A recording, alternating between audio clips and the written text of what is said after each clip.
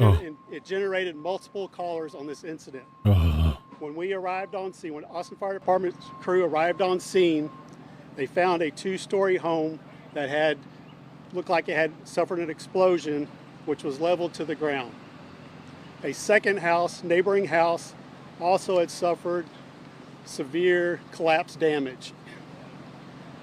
Their initial reports also indicated that there was a vehicle fire at address 10,412, which was the house that suffered the explosion. They extinguished the car fire, and there was also some smaller spot fires occurring in the debris. They initiated a search for people in the rubble. They located one person at 1,412, extricated that person, transferred them to EMS for treatment. A second patient was located at the address of 10,410. That patient required an extended advanced extrication efforts to get that person out of the debris. Currently, where we're at right now is that there are no spot fires. The vehicle fire's out. As far as we know, we have accounted for everybody that was in all of the residents. We are on a temporary stand down, if you will, waiting for excavators to come to help us do more large debris removal. Those excavators are being provided to us from Austin Water and also from Lake Travis Fire. An incident of this magnitude generates a large response. Those agencies that are on scene with us are Texas Gas, PEC, Travis County Sheriff's Office, Travis County Fire Marshal, Austin Police Department, Texas Department of Public Safety, Austin Travis County EMS, FBI, Texas Department of Emergency Management. We also have Red Cross on scene to provide any needs to any of the residents that were affected.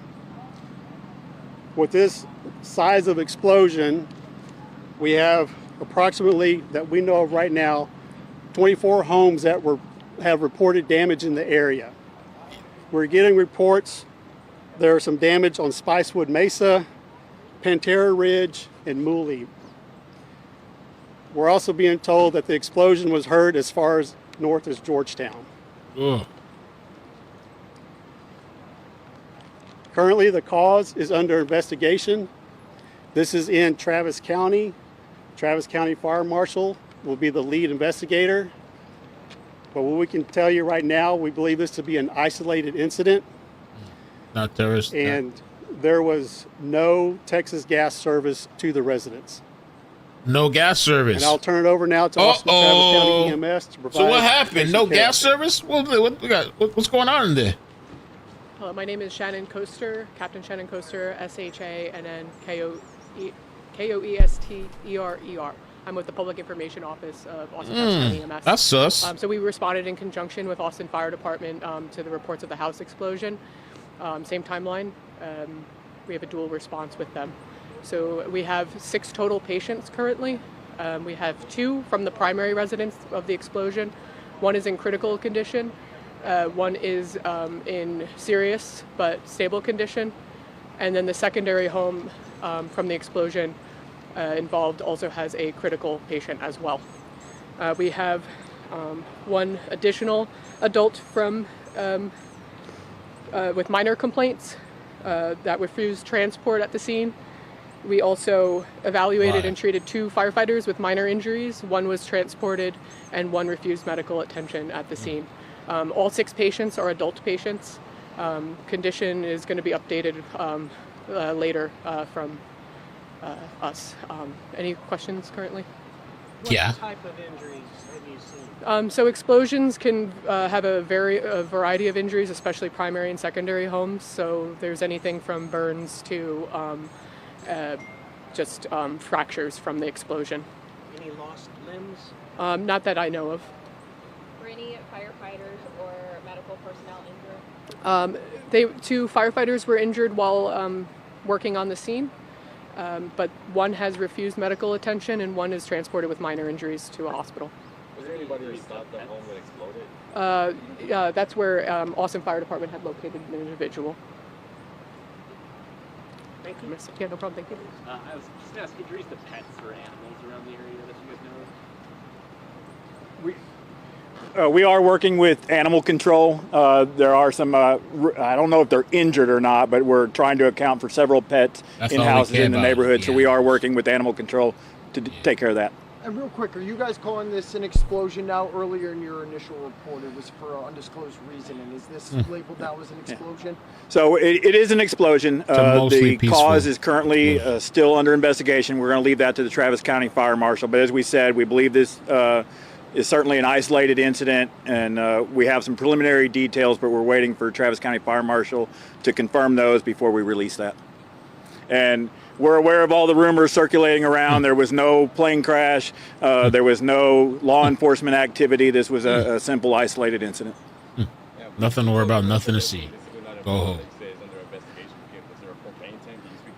This home does have propane, yes. There is no nice Atmos propane Energy was tank. here, Texas Gas Service was here, PEC Electric and Austin Energy were both here. So no underground gas service to any of these residences, but they do have propane tanks. Were there any firefighters on scene at the time of the explosion, or did everyone No, get there after? no. We have several stations fairly close that obviously also heard and felt the explosion and responded immediately.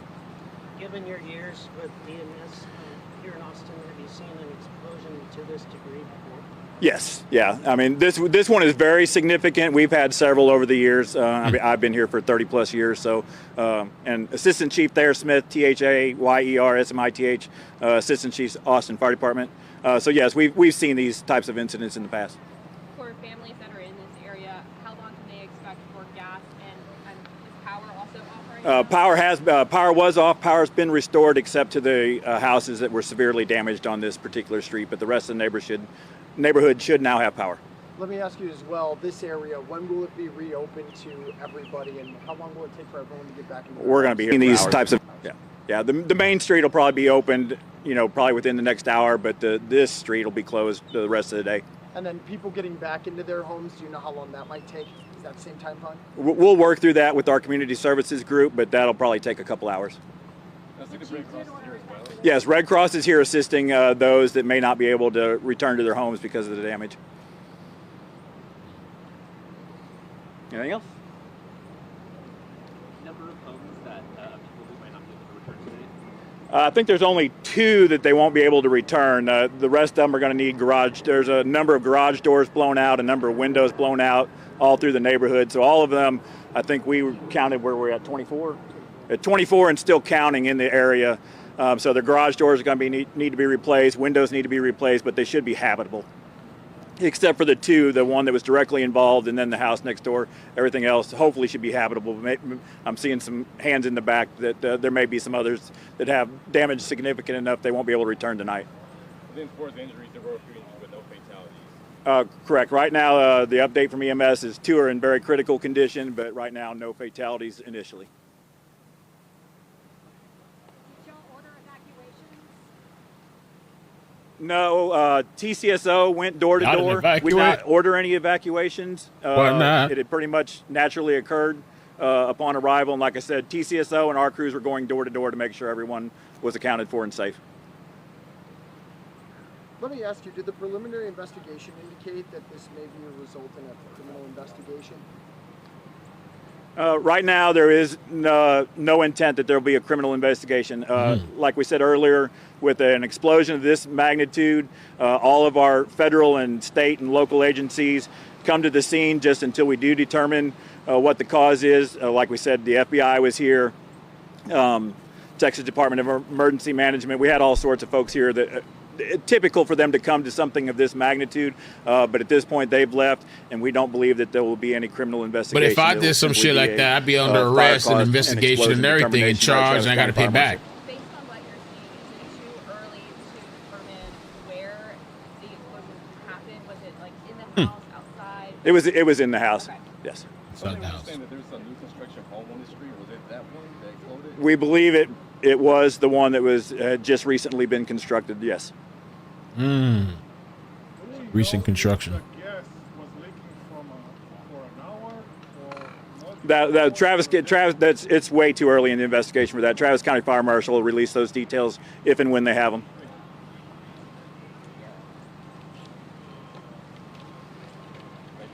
Anything else? Thank you. Gracias. Well, that's it. I guess a little update. Over here was right. Is it over here? Forgot the name. Here something. They were right. Be back in less than 10 minutes. So the weird thing is no gas in the house.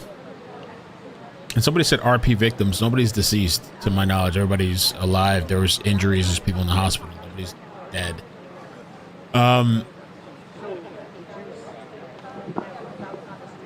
Yeah, I don't know. Weird. I mean, can a propane tank do all this damage? But I'm about to go get rid of my shit. Hey, my propane. It's so disturbing to tell Austin, touch me and see what happens. No one really thought Anthony really had a weapon in his bag. And Austin proceeded to touch Anthony. And then Anthony told Austin to punch him and see what happens. A short time later, Austin grabbed Anthony to tell him to move.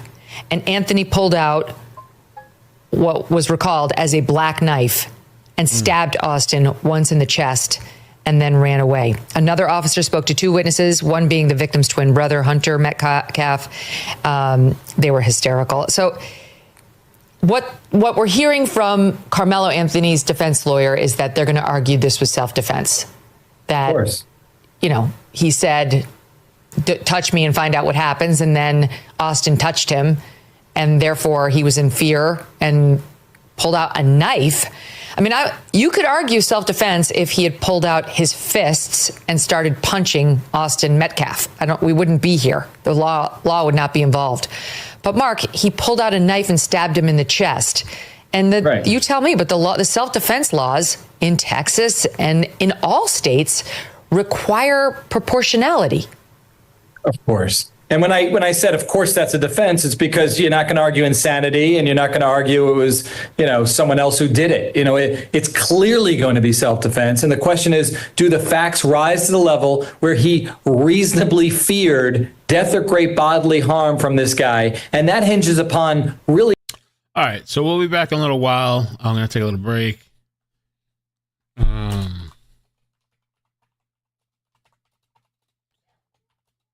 Let me set up the stream right now for later. We'll jump back on for a little bit later, about an hour or something like that.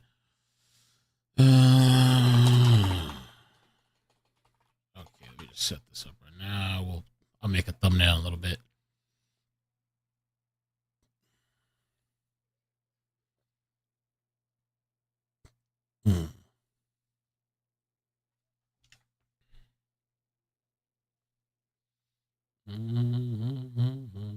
Okay, here.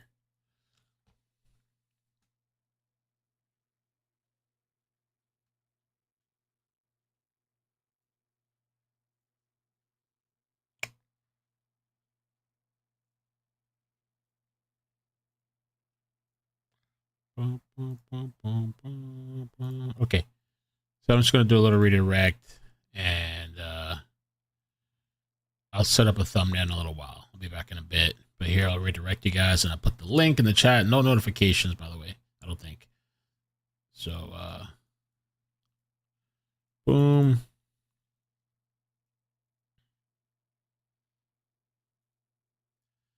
Da, da, da, da, da, da, da.